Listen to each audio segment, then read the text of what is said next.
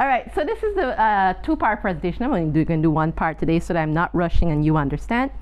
We're going to be looking at the origins of sin and disease. We're going to be looking at them kind of through the sanctuary, but the sanctuary is going to get involved at the second part more than now. But I'm going to explain a couple of things. My sanctuary is not yet perfect. As you can see, my angels are missing. By the way, this is not my making, but my Bible worker friends in Rupununi have been using this based on some of the presentations I did in Parima, and they made it. And when I saw it, I said, "This is really cool. Make one for me." And they did.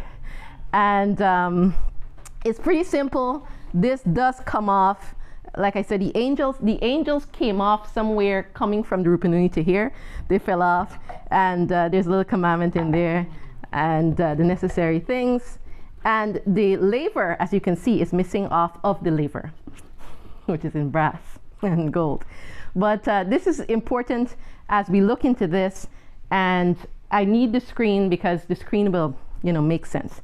All right, before we go any further, let's just have a word of prayer, because prayer is what we need. So let us pray. Father, we thank you so much. I thank you so much for your goodness and your love, and just bless this presentation that it might be clear. That's all I want, that it might be clear and well understood. Give us understanding so that we might be able to comprehend, and moreover, give us wisdom that we might be able to do that which we understand. And so we beseech you for thy Spirit, for he's the only one that can do this. We thank you and we praise you in Jesus' name. Amen. Amen. All right, so I'm gonna turn this like this because that's gonna be easier for me to write on it. Wonderful. So if we look at the sanctuary that is here, the sanctuary represents a body. So if you ever have looked at the sanctuary through a spiritual lens, you would have seen that it makes a cross. The head is over here at the Ark of the Covenant, and the feet goes down to sacrifice. The arms spread out are between the menorah and the table of shewbread, which is missing its bread. Can you see that? And then outside of that, in the courtyard, there were two items. The altar of sacrifice that represents the feet of Christ, and in Revelation chapter 1, the feet of Christ are defined as being brazen. And over to the left slightly, because this is how it's arranged, you would have found the laver of brass, and it represented the fact Jesus was pierced in his side. It was very particular if you look at it that way. Now, you can look at this in several ways, and I've seen people take the sanctuary and apply it to all manner of things, the latest being to a cell, which I found was remarkable. It's amazing to me what we can see if we study long enough in what we've been called to study. Now, if you look at the sanctuary as a body, it's interesting, and it's the same process of healing as it is in healing sin. It's interesting. This would be the head where the brain is. This would be the heart. That over there would be the liver, which is opposite the stomach. That over there would be the kidney system and the system of water filtration. And the altar of sacrifice would be the intestinal system. And it's fascinating that in cleansing of the body and the healing of the system, it almost works the same way as it does with bringing healing to sin. And we're going to look at some of the similarities from the origins before we ever reach to healing. So if you look at the slide in front of you, the first one, which are provisions for man's maturity. In the Garden of Eden, God gave to man 7 things that was necessary for his maturity. 7 things. We're going to read them because each of the 7 things are very particular. So the first one, dominion. God gave Adam and Eve dominion, and the dominion was to develop the authority of man. Then he gave to Adam a wife, she a husband, to develop the social nature of man. Then he gave to Adam and Eve the tree to develop morality. So they had to choose whether they were going to eat from the tree or not. Then he gave them labor. They would dress the garden to develop the physical mind. He gave them the natural world. Of course, they were surrounded by all of these things to enlarge the mind. He gave them the Sabbath so that they can have spiritual growth. And then he gave them plant-based foods because that's what they had to eat. And that was to develop strength and clarity. And I've mentioned this before. So these are the 7 things that God gave to man. Now these 7 items will break into 14 in this presentation, and it's very particular, but let's watch it. So the provisions for man's maturity were 7 things. You need these 7 things, and every sin in the world is a corruption of those 7 things. Every sin. So for example, rape is a corruption of dominion. So is beating women. So is everything that is bullying in the workplace or in the school. Is just a corruption of dominion. That's all it is. And every sin that you can find is a corruption of these 7 things. Because man is inherently trying to get to the 7 things. But if you try your own strength, you'll end up with Sunday instead of the Sabbath.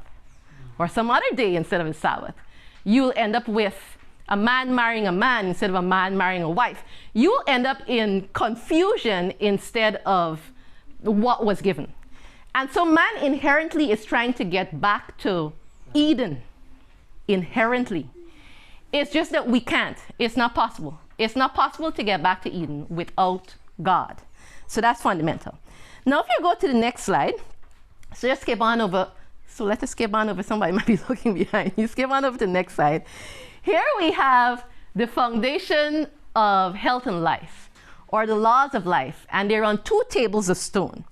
So on the one side, the 10 Commandments, which we're familiar with, which are based on 2 principles: love for God and love for man.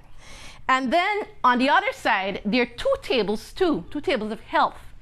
And on one table, the life is in the blood, and on the other table, perfect life or perfect health equals perfect circulation. In other words, in order to have perfect health of the body, that perfect blood needs to reach everywhere. These things are not disconnected from each other because love for God and love for man is written in the heart. The heart is the pump that sends the blood around. And this is very particular that you need to remember this. Because if you have a bad heart, it's impossible to have good health. That's why the sister is having open heart surgery, right? If you have a bad, and that's actually going to play into this, so you're going to see in the slides. So if you have a bad heart, it's impossible to have good health. This is true in the spiritual world as well as it's true in the physical world. There really isn't a separation, and God doesn't separate it because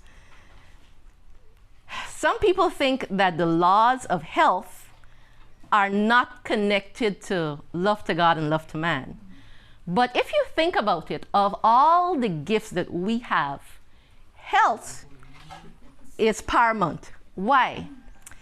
If you have all of the riches in the world, you know all the scripture in the world, you have the most beautiful family in the world, you have the best home in the world, you might be even the smartest person in the world.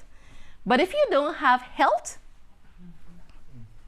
you can't really do much with what you do have. And so it's fundamental that health is intrinsically connected. In fact, it should not ever be separated from the gospel. Going to the next slide that's in front of you, you see the 14 laws of health on the word stewardship. So God gave to man the Garden of Eden. He's now given to us the earth because we've been kicked out of the Garden of Eden, sure, because we were unholy. But we have a certain stewardship of the earth, a certain stewardship of our body, a certain stewardship of our families. In fact, we don't own anything. And if you think you do, you deceive yourselves. Naked we came into the world, and naked you shall go out of it. So if somebody steals your phone, and that thing's still recording, right? Just making sure. If somebody steals your phone, and you bought your phone, say it was iPhone, mine is not, but say you bought an iPhone that is, I don't know, 160,000 Ghana dollars. And somebody steals your phone, and then you figure out who stole your phone, and you see them. The response to that is to be very kind and normal. You can still get your phone back, you could go to the police, you could do normal things, but you shouldn't resort to violence because the phone was never yours. It's very important that you understand that fundamental, very fundamental. The children that you have are not yours. Your body is not yours. Nothing that you have, own, or is around belongs to you. You're only stewards. And if you look at the laws of stewardship are very fundamental. And I'll talk about these things constantly. Sunlight, let me make sure I can read them. Sunlight, trust, exercise, water, air, and attitude, rest, and regularity. That rest includes the Sabbath, and it also includes recreation, and it also includes sleep. Diet and dress, self-control, hygiene and herbs, innocence, purity of life. Now, within the laws of health, certain laws are more important than some. So Sister White says that air, the air we breathe, is more important than the food we eat. That was an interesting idea to me when I heard about it. The air is more important than the food. Yes, the air is more important than the food. Well, in the book Ministry of Healing, which I would suggest everybody reads, she makes some very interesting comments about the importance of certain things above certain things. The most important laws of health mentioned within these 14, and these 14 are gotten from the first 7 that God gave, is the last 2, innocence and purity of life. They're the most important. They're more important than the food that you eat. They're more important than the air that you breathe. They're more important than all the others. And you're going to see how clearly that works. Remember I told you a bad heart, you can't have good health. It's just how it is. All right. So within man, and we're going to see this in a moment, within the life of sin, the Bible says in James that lust, when it has conceived,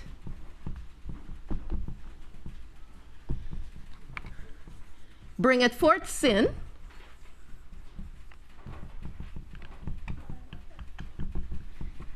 and sin, when it is finished,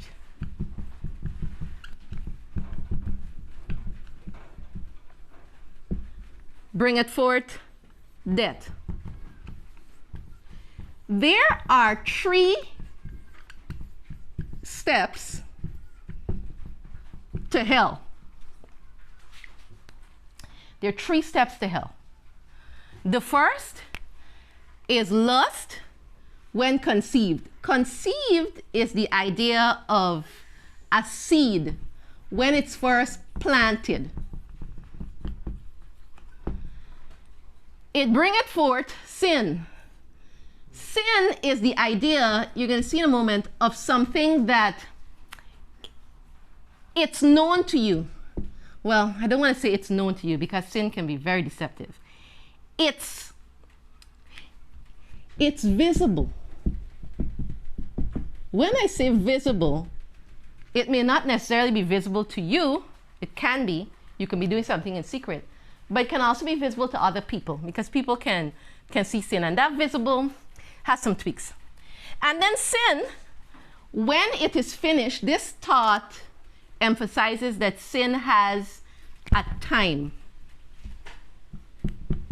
of development.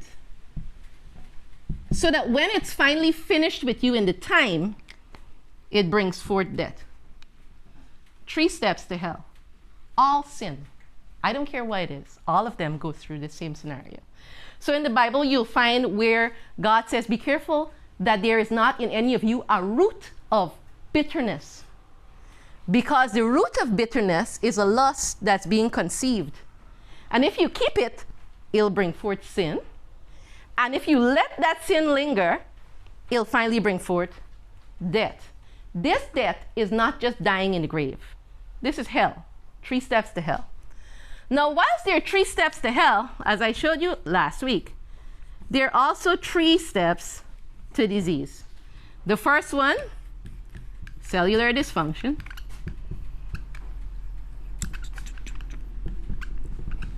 The second one, inflammation. The third one, oxidation. Free radical damage, which is death. And I'll show you in a moment. 3 steps to disease, 3 steps to hell. It's pretty similar. Go to the next slide, which you should see, a slide of a cell. It was fascinating to hear a doctor, he studies these cellular levels, how he saw in the sanctuary, he saw this system inside of a cell. I thought that was interesting. He said the cell has walls. He said the cell has two main parts. He went on to show what he was seeing whilst he was studying it. I can't say if that was true or not, but it was very interesting listening to him see that there from his perspective. I don't have his perspective at all. Now, if you look at the cell that's in front of you, cells are very beautiful things, and they are involved. We have billions of cells. So you have billions of cells. And cells make up tissues. Let me write that down. So cells make up tissues, and tissues make up organs, and organs make up systems. What do I mean by that? So you can have a cell in a tissue system of the pancreatic system that's forming all the organs of the pancreas and those around, which gives you the endocrine system or something like that. So there are many systems in the body: circulatory system, nervous system, so many systems. It's important to note that the systems are not, and this is very important, they are not separated. Let me say that again. The systems in your body are not separated. Jesus says, let me give you this scenario, because Jesus made the scenario. Suppose you have a little sin, but the little sin is only in your finger. Will you still go to hell? For the little sin that's only in your finger. Yes. Why is it that Jesus can't just cut off the finger, throw it into hell, and carry the rest of you to heaven? That's because sin in you is not separated. It's not separated. So you can't beat sin out of people. You can't cut off the finger or the eye, and then the rest of them are going to go, boom, they're right. This same concept goes over into health. When one part of you is sick, the other part of you is sick, even if you can't see it. Let me say that again. If one part of you is sick, the other parts of you are sick, even if you can't see it. If you have breast cancer, for example, so I have a lump in my breast, I have breast cancer. Okay. Does that mean, therefore, that if I cut off my breast, I am going to be healed? No. Because what's here is everywhere. It is. It's everywhere. It's just manifesting a different form here, but it's already everywhere. It really is. And that's why we have to look at disease as a whole, and that's why sin needs to be treated as a whole too. So watch this. Here we have an artery, and the artery is in the cardiovascular system because we're going to stick with that. And of course we have, oh, this is a brand new marker. Sorry. I'm trying to open it, but it wouldn't open. Jake, please open that for me. So we have the blood moving in there. And what happens is that if you break any of the laws, should back to the one before, go back to the slide before. So if you break any of these laws, you don't get enough sunlight, you don't trust the Lord, you don't exercise enough, you don't get water, you don't get air, you got the wrong attitude, you dress wrong, you're not regular, diet, self-control, hygiene, you're not using herbs, you're not innocent, you don't have purity life. If you break any one of them, any one, the smallest one, it doesn't matter. If you break any one, immediately what starts happening in your body at a, go back to cellular level, go back to the next slide. Thank you, you can throw that to me. Thank you so much, appreciate it. So you have blood passing through here. Immediately when you break any of those laws, any of them, you affect cells. you affect cells. And you cause dysfunction. Immediately you do. When cells become dysfunctional, they create, we're making this very simple in science, they create holes. You have holes in your cell wall, you can have holes in your brain, you have holes in your pancreas, you have holes in your toes, you have tiny holes, tiny places where the construction is muddled because you've broken laws and you have caused dysfunction. When you have these holes, particularly, now by the way, if you have holes in your arteries, you have holes everywhere. This is one house. When something goes wrong in one part, the whole thing suffers with it. That's how it works. When you have holes that you've created, they're tiny ones. You can't even see them in the most diagnostic thing that we have in the world. It's very hard to see cellular damage on this level. I know that you do though, and they're studying it. When you have this kind of damage, your body says, aha, we can see damage. What do we do with damage? What does the body do with damage? Anybody knows what the body does with damage? All right, we're gonna find out. Go to the next slide. What's the next slide? Is the next slide the cell wall? What are you seeing in front of you? Yes, okay, so you're seeing a cell wall. So imagine that within the cell that you saw before, the cell has a wall. That's why the scientist was saying, you know, around the sanctuary there's a wall? Yes. He says the wall is quite important within the cell too, and it is. Now, this cell wall is very particular, it's very beautiful, and it's involved in carrying things in and out of the cell. But I told you, if you break any of those laws, then the cell wall will have holes. Yes, we're just using the word holes. Cellular dysfunction, holes. Not only the cell wall has holes, but inside the cells, the nucleus, the mitochondria, the ribosomes, everything else, all of them get holes. Yes, they get holes. Everybody gets holes. Everybody gets holes.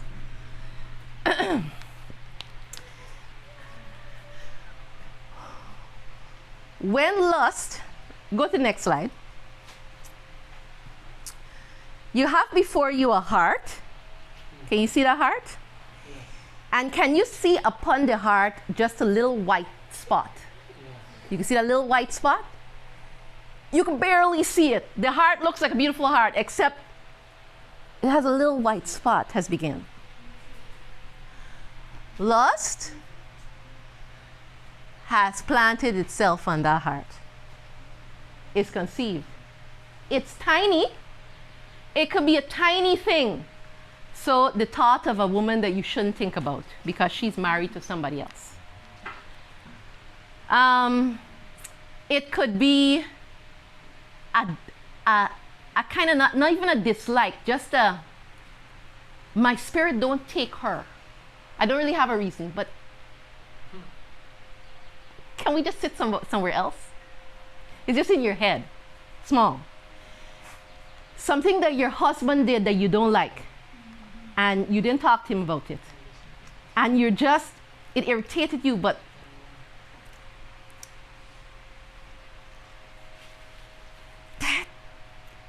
you see that expression? It's like that. It's small. It has planted itself in you. The heart is still working. You look at the Christian in which lust had conceived, you can't tell that they're not a Christian. They look very Christian. In fact, the Christian in which lust has conceived sometimes don't even know it has been conceived. You don't know. You don't know that within your soul, you're beginning to form what? Holes.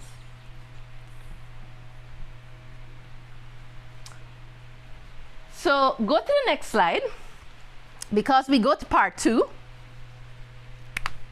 Inflammation. Inflammation is the body's healing mechanism and also the body's warning system. Patty, run down Thomas. That's how I remember the. These are the 4 inflammatory responses. Calor means heat. Rubor means redness. Dolor means pain. Tumor means growth or swelling.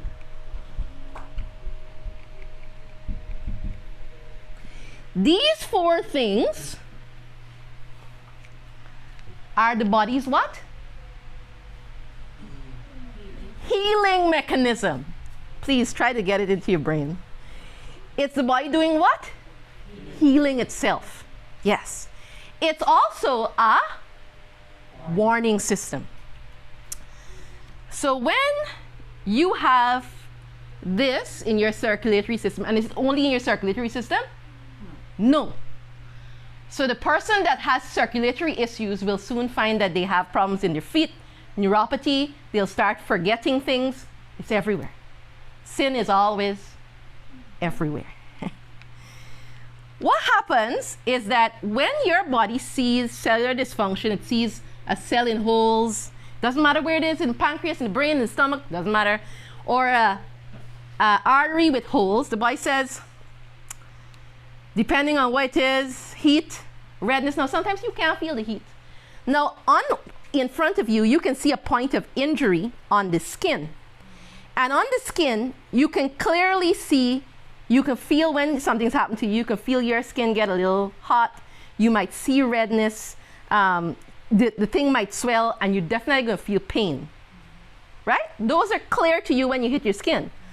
But when things happen within you, you don't normally always see that. But it's happening. This process of inflammation is happening. Now, one of the ways that the body fixes this, body says, inflammatory response says, aha, we see holes in our artery walls. What we need to do is get ourselves some glue. Plug these holes up, man. Plug these holes till we can figure out what's causing them, and we can start fixing these walls back to normal. Plug them. Plug them. Guess what these plugs are called? LDL cholesterol.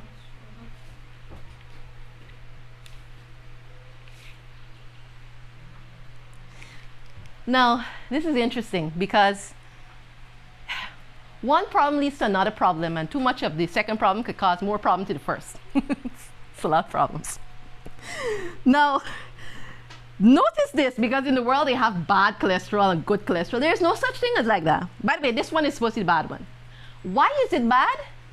Because LDL cholesterol puts down cholesterol in the artery. So my sister, the one that's having heart surgery, she must have a lot of this to put down. It puts it down. HDL cholesterol, which they consider the good one, when you start obeying the laws of health and these walls start closing back, slowly but surely gilling back, HDL, he's the one that removes the cholesterol. So he comes in and he takes, things are looking good. We don't need any more glue. Let's carry it back home. But you're still breaking laws. The inflammatory process is still happening in here. So the body's like, these holes is just so much thick and it's so big. Put more. Wow, wow, wow. We gotta put, it's a lot of glue. All right. Let's go to the next slide.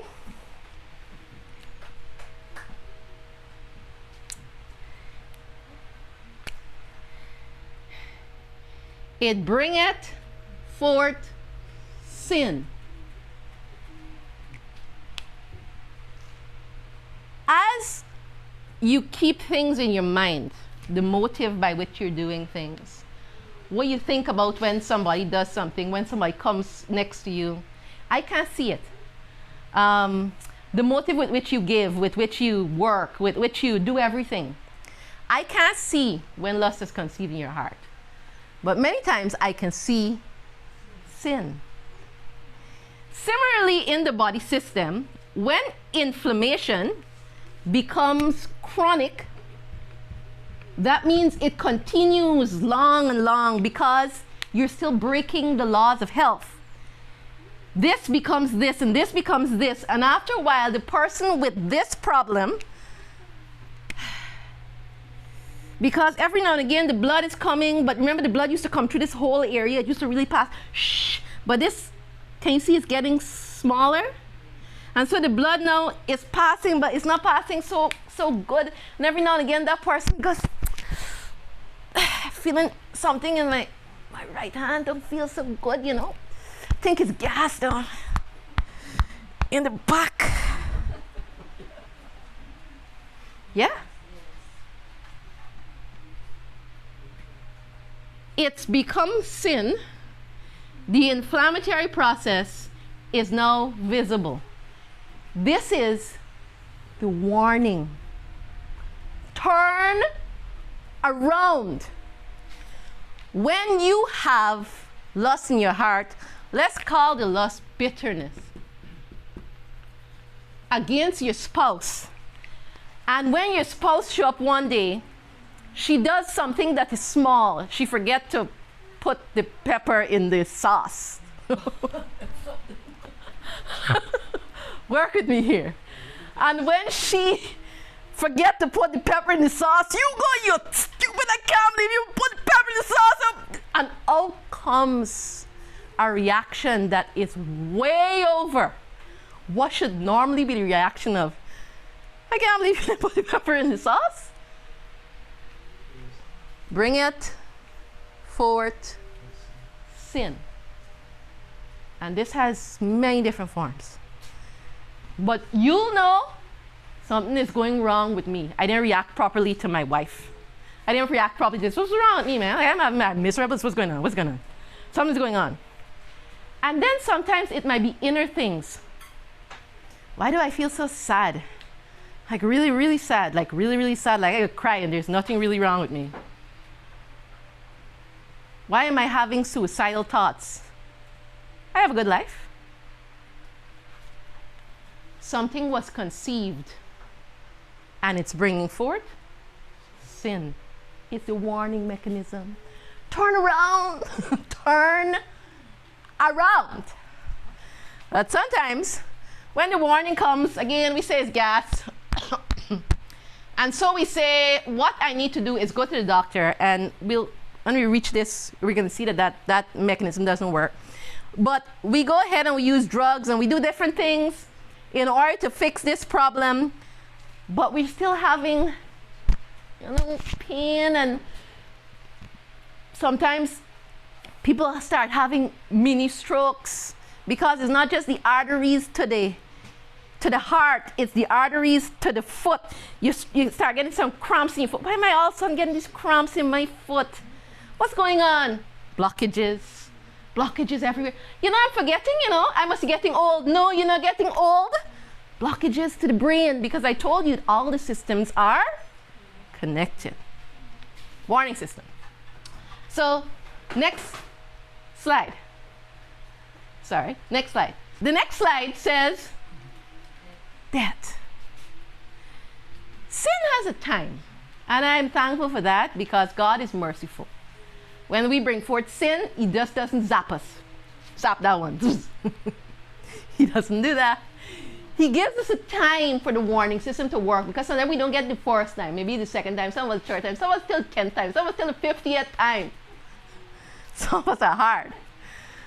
So sin has a time, but when it's finished, it always brings forth death.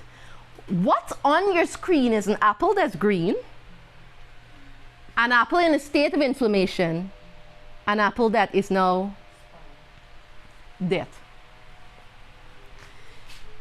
This person in the inflammatory response goes into an oxidative state. An oxidative state, let's imagine there are 2 electrons here, and there are 2 electrons here, and there are 2 electrons here in this cell system that make up tissues, that make up organs, that make up systems.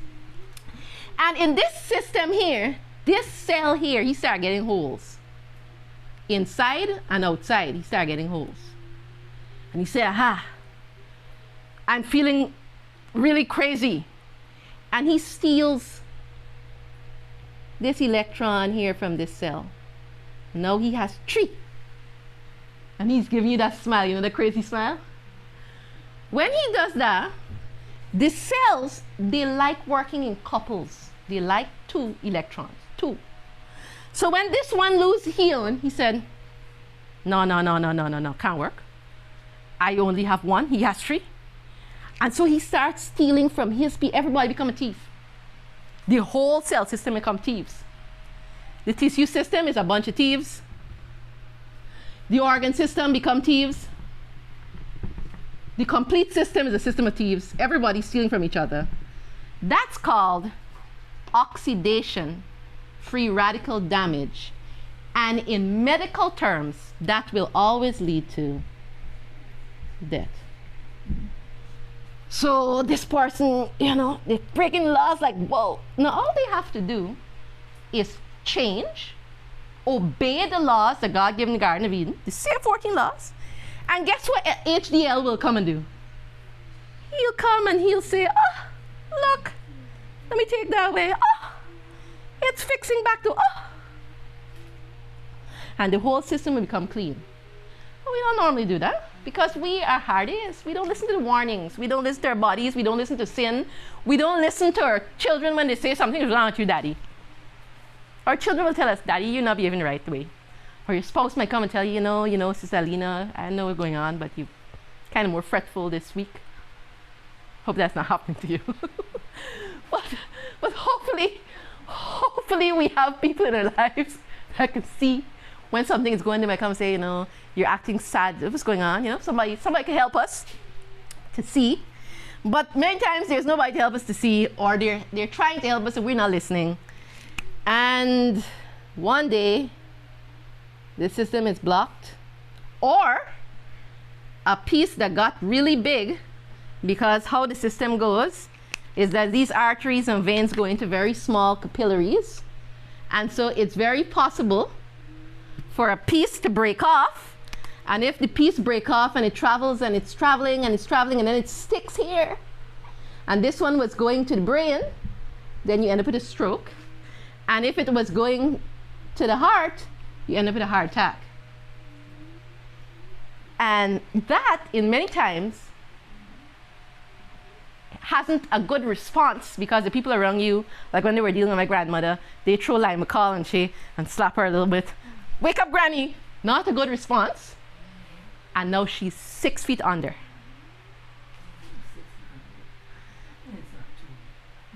Whatever they do here. Cellular dysfunction, inflammation, death. Lust when conceived, bring it forth sin. Sin, if you keep it in your life, bring it forth death. Same scenario. Go to the next slide. What's my time? Ooh.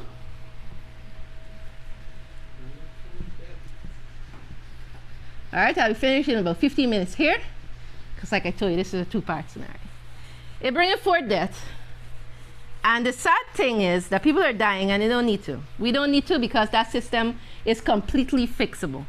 And I could show you that system very, very in detail, because I could show you how every law breaks, damages something at a cellular level. It's kind of interesting.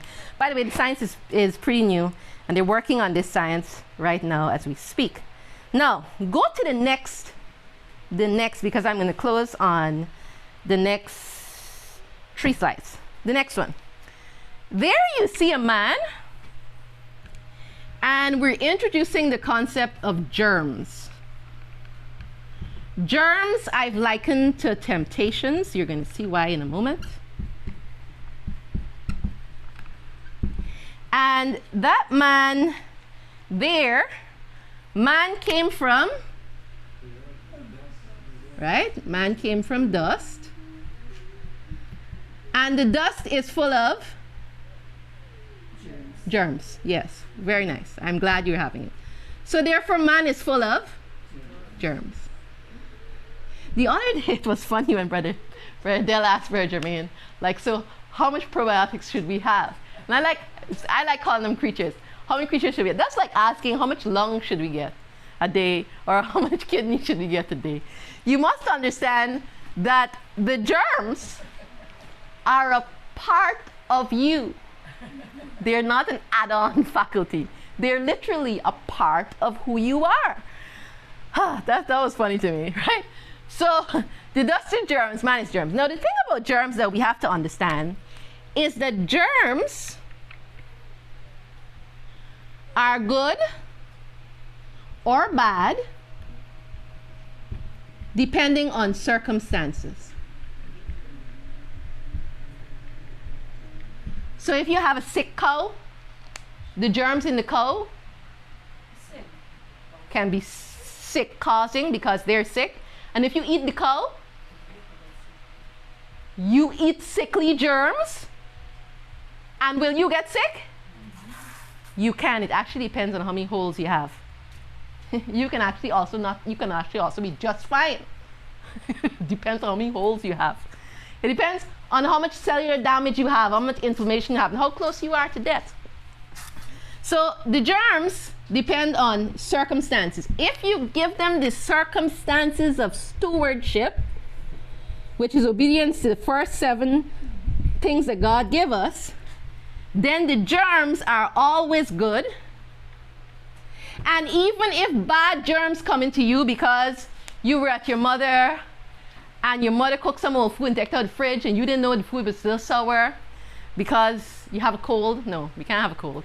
Because your taste is a little off. You know, some of us just have great taste. Put some charcoal in it. So you eat the bad food. No. You ate the bad food. And in came into you the bad germs. But the bad germs looked around your house, because this is the house you live in. You looked at your house and said, oh, this house is clean. It's full with good things. The bad germs say, let's keep going. With COVID or cold or who knows whatever else, the rhinovirus, whatever virus is around. One of those persons ain't getting nothing. It's not because the virus isn't entering the person. It's because the person's circumstance is good. And so, even though the germ might be bad, looking around like, everything here is just good, you know, I might as well just go into nating. Will activate. So some people, they get some sickness out, it's like out of the blue, how you get sick. That's why. Something was sleeping, you should have let it sleep. Let sleeping dogs lie. But no, you wanted to break laws. You want to do whatever you want to do. Now, are we back on? Alright, hold on. We're good? We're good to go. The next slide. Now, if you watch that slide there, you're looking at the carbon cycle. Now, there we have a little piggy, and the little piggy has died. When the little piggy has died, blood stops moving. If blood stops moving, then the circumstances have changed. And so the germs, whether good or bad, I don't know what was in piggy, I don't know what was in you, the germs, they start to do what? They start to rot the body. That's their job now. Because you've changed the circumstance, they now begin to rot.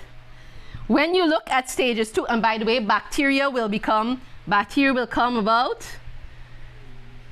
Their job is garbage collectors. There's a lot of garbage in that rotting person area. And not only bacteria is there, but flies will come because other things, when they see something with a strange circumstance, they'll come to fester and infect, and it's like, oh, this is a nice place. It's smelly. Oh, we love it. Yeah? Flies, cockroaches, all the rest. Then after a while, when you reach the 2 and 3, because there is no circulation of blood, there is no oxygen. So the body now goes into anaerobic state. And because it's an anaerobic state and all those little things are coming and fungi start coming and molds start coming, and they're your undertakers and different ones that are leading you to death, leading you back to the dust from whence you came. As they're coming there now, they start utilizing the carbohydrates and the protein, whatever was left in piggy's skin. And as it happens, as they're doing that and they're eating, they're producing gases. And the gases cause piggy to swell until finally piggy bursts. And then more things in the environment says, wow, look at this feast. And they come. And what are they coming to? Help piggy back to the dust. They're coming to help piggy back to the dust. Until finally, piggy goes back to the dust. By the way, if you think this is only piggy, you lie. This happens to you too. This happens to you too. So if you look at this scenario, the idea is not that we are trying to protect ourselves from germs, because that's what the world's trying to do now. Germs, sanitizer, Lysol, chlorine, bleach. If we could throw it on ourselves, I think some people would start throwing that stuff on themselves. It's just a great deal idea to try to protect ourselves from the germs. What should we instead be trying to do? Give ourselves the circumstances by obedience to laws of health that make the germs good. And the last slide, which is the next one. The other part is healing. So if we look at the last slide, it says in Romans, know ye not that to whom ye yield yourselves servants to obey, his servants ye are, to whom you obey, whether to sin unto death or of obedience unto righteousness. I told you that germs I liken to temptations. You see, temptations in of themselves are not sin. And germs in of themselves are not bad. It is what? The circumstance. So if the temptations come to us, and we decide to give the temptation, give the devil the right kind of circumstance and take the right thoughts and keep it and do it, and then the temptations will be unto us very bad. Of a surety, they will. And it will no doubt lead us to dust. That's how it is. Instead, we should flee those things. We should flee those things.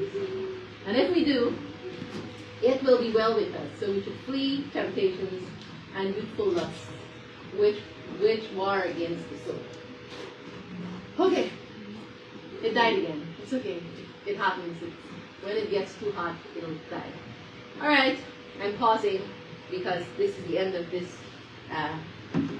part. The other part is on how to overcome both sin and disease. Now, did you understand? Are there any questions? Just know that any disease, anyone, it doesn't matter what you're seeing. If you're seeing a diabetic, if you're seeing somebody with cancer, if you're seeing somebody with autoimmune disease, doesn't matter. All of it works the same way. And I'll show next time that it's impossible to deal with inflammation in order to heal people.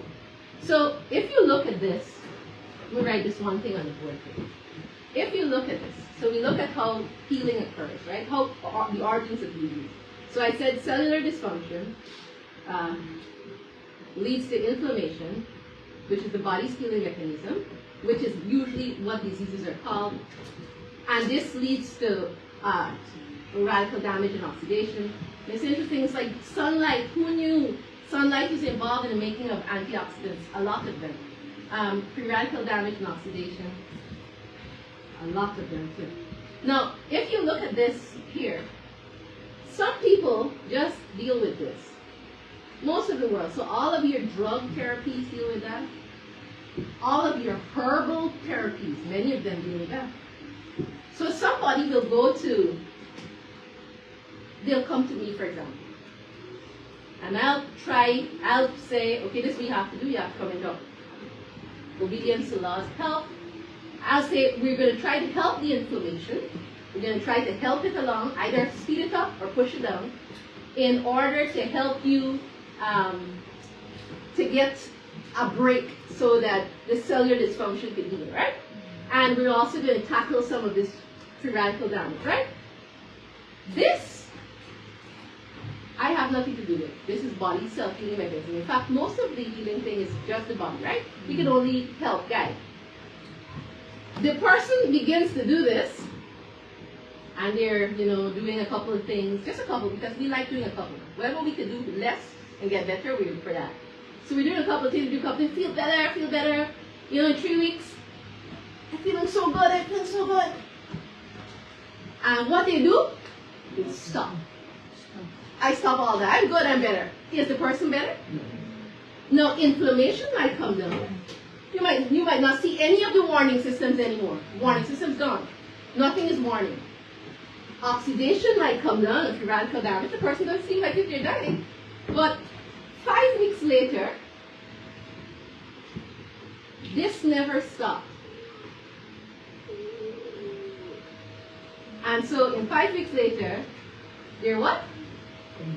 Sick again, come back. What's the problem? Was it? Have you been doing this? No, I thought I'm healed. Wasted a whole time. You gotta fix this. And this takes time.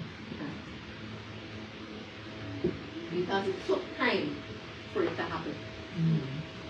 Anyway, the Lord bless you. Alright. So Christine?